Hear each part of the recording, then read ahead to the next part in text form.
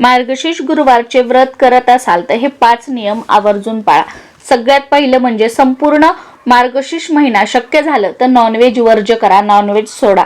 पण महिनाभर शक्य नसेल तर किमान गुरुवारी खायचं नाहीये आणि घरामध्ये बनवून कोणाला खाऊ सुद्धा द्यायचं नाहीये। दुसरा नियम म्हणजे गुरुवारी व्रत उपवास जरीही असेल तरी सुद्धा डोक्यावरून पाणी घ्यायचं नाहीये, केस धुवायचे नाहीयेत। त्याचबरोबर गुरुवारी फरशी सुद्धा पुसायची नाहीये आणि झाडून सुद्धा काढायचं नसतं। पण आपण घर पारसं कसं ठेवणार, म्हणून काय करायचं की झाडून काढल्यानंतर कचरा जेव्हा आपण सुपलीत भरतो तर त्यानंतर फेकून न देता तो एखाद्या कॅरी बॅग मध्ये किंवा कागदामध्ये भरायचा, पुडी बांधून तसाच घरामध्ये बाल्कनीमध्ये वगैरे कुठे ठेवायचा आणि दुसऱ्या दिवशी फेकून द्यायचा।